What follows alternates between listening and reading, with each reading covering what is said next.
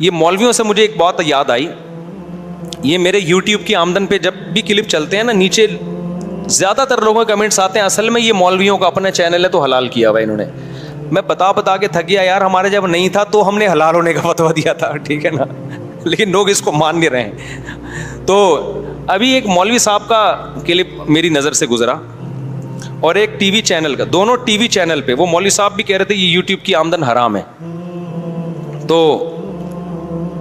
मुझे ख्याल हुआ कि इन मौलवी साहब से कहूँ कि ये जो आपको यहाँ टीवी से लिफाफा मिल रहा है, या दूसरे जो गेस्ट आए हुए हैं, तो जो इश्तिहार टीवी पे चलते हैं वही कहाँ चलते हैं? यूट्यूब पे चलते हैं। तो अगर ये हराम है तो वो भी हराम है, क्या ख्याल है?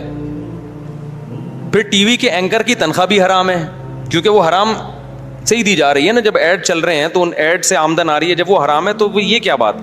तो मुझे लगा कि इन मौलाना साहब को बेचारों को पता ही नहीं है कि मैं क्या कह रहा हूँ। और वो मौलाना साहब तो खुद पैसे नहीं लेते, लिफाफा मुझे पता है वो टीवी से नहीं लेते, लेकिन जो आपके साथ गेस्ट बैठे हुए हैं वो तो सारे लेते हैं। और लेना भी चाहिए, क्योंकि टीवी भी तो कमा रहा है ना, टीवी भी तो लाखों रुपए कमा रहा है। तो गेस्ट के जरिए जिसका मुंह दिखा के कमा रहा है उसको क्यों नहीं दे रहा भाई तू? ठीक है ना। मैं जब पहली दफ़ा टीवी में गया, एक्सप्रेस टीवी में मेरा 1 महीने का दरस कुरान रिकॉर्ड करवाना था। तो मुझे एक्सप्रेस टीवी वालों ने रब्ता किया, किसी के ज़रिए, कोई भी एजेंट थे उनके ज़रिए रब्ता किया कि आपका 1 महीने 10 रिकॉर्ड करवाना है, उसके हम आपको इतने पैसे देंगे। मैंने अब साथी से कहा मैं पैसे नहीं लूँगा, उन्होंने कहा आप नहीं लेंगे ना तो जो एजेंट है ना वो सारे ले लेगा। फिर यानी टीवी तो दे ही रहा है पैसे ना, टीवी ने उसको जो भी एजेंट है उनको तो ठेका दे दिया, अब टेलीविजन तो दे देगा। अब उसका होगा ये कि आप ना लेने से टीवी को कोई फायदा नहीं, पब्लिक को कोई फायदा नहीं। तो जो एजेंट है ना वो फ्री फोकट में आपको इस्तेमाल करके पैसा कमा लिए, लेकिन आपको नहीं देगा, तो आप ले लें ये, यानी अपना हिस्सा ले लें उससे। फिर मुझे ख्याल आया कि यार मैं एजेंट से कहता हूँ तुम भी ना लो मैं भी नहीं लेता, फ्री में जाएंगे हम। फिर मुझे बताया कि टीवी फिर भी कमाएगा। मैं समझा पा रहा हूं अपनी बात?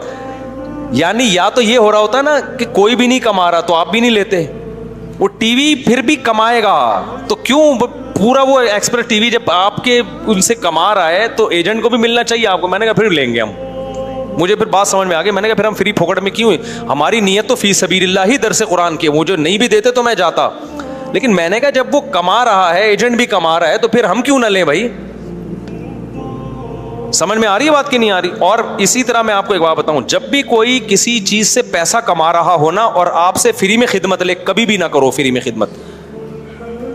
बोलो भाई फ्री में जब करता जब आप भी फ्री में करते हैं, जब आप फ्री में नहीं कर रहे, पैसे ले रहे हो, तो मुझे क्यों फ्री में? क्योंकि बाज लोग क्या कर रहे होते हैं, वो किसी काम के दबा के नोट छाप रहे होते हैं, आपसे फ्री फोकट में काम ले रहे होंगे, वो सवाब की फजाइल सुना सुना के, सवाब के फजाइल सुना सुना के। मेरा बिजनेस था ना, जब एक बिजनेस में करता था, तो मेरा शहद का बिजनेस अभी ख़त्म कर दिया। मैंने एक तालिब इल्म को बोला कि ये आप शहद फलां दुकान पे रख के आ जाओ और मैं आपको इसके इतने पैसे दूंगा। तो तालिब इल्म ने कहा कि मैं फ्री में करूंगा ये काम। मैंने कहा यार मैं फ्री में आपसे जब करवाता, जब मैं भी ये काम क्या कर रहा होता, फ्री में सदके बांट रहा होता। मेरा चूंकि ये सोर्स ऑफ इनकम है, मैं कमा रहा हूं, तो मैं फ्री में किसी से काम नहीं लूंगा, आपको भी मैं पैसे दूंगा। मेरा अल्हम्दुलिल्लाह ये उसूल है। मैंने कहा गैर अखलाकी हरकत है कि हमारी एक सोर्स ऑफ इनकम है एक चीज़, और हम आपसे फ्री में काम लें। मेरे साथ जितने उठने बैठने वाले हैं आप उनसे पूछ लें कि जिस चीज़ में मेरी अर्निंग है, फिर मैं उसमें किसी से फ्री में काम नहीं लेता। मैं कहता हूँ जब मैं अर्निंग का जरिया है तो भाई मैं आपसे फ्री में क्यों काम लूँ?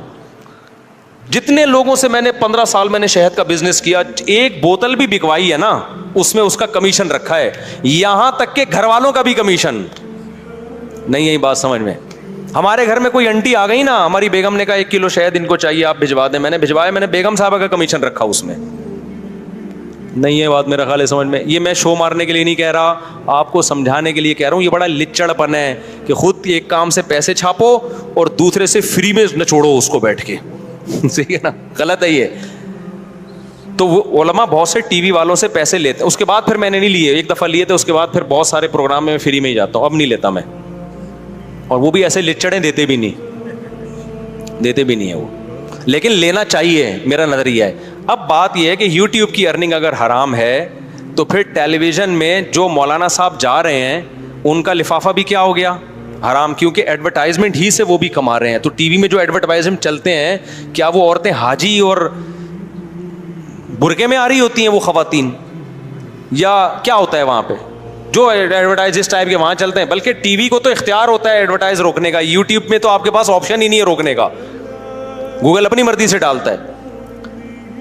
दूसरी बात ये, अभी एक टीवी चैनल ने भी चलाया, कोई सऊदीया के मुफ्ती थे उनके, कोई पता नहीं वो फेक फतवा है या हकीकी फतवा है, टीवी चैनल ने चलाया कि भाई यूट्यूब की अर्निंग, एक सऊदीया के एक मुफ्ती साहब उन्होंने फतवा दिया अर्निंग हराम है।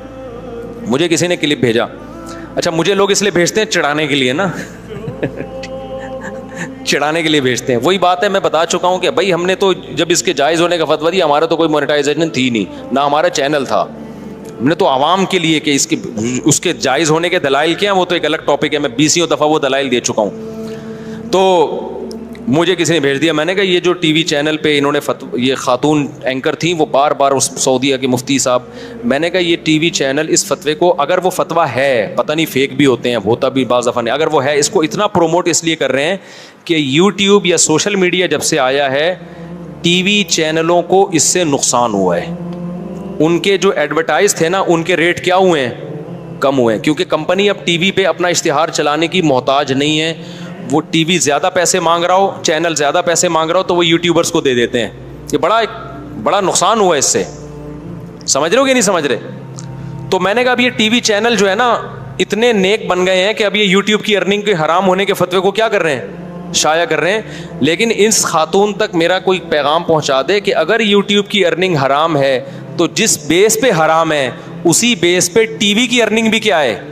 हराम है, क्योंकि एड वहां भी इसी टाइप के चल रहे होते हैं जो टीवी पे। और जब टीवी की एड से अर्निंग हराम है तो टेलीविजन चैनल न्यूज़ एंकर या दूसरे एंकरों को जो तनख्वाह देता है, पैसे देता है, वो तो एडवर्टाइजमेंट ही की कमाई से देता है ना। तो हराम से तनख्वाह देना और आपका उस तनख्वाह को वसूल करना, वो भी हराम है या नहीं है? नहीं, ये बात मेरा ख्याल है समझ में। तो बाज लोगों को ना वैसे ही मौलवियों से कोई ठरक है पाकिस्तान में, मौलवियों से क्या है, ज़ाती तौर पे ठरक है, क्योंकि इनका चैनल मोनेटाइज हो गया, इनके पास पैसे आ रहे हैं, तो अब वो करवटें बदल रहे हैं कि यार ये मौलवी क्यों पैसे कमाना शुरू कर दिए, लिहाजा सारा जोर यूट्यूब की मोनेटाइजेशन पे लगाया हुआ है उन्होंने।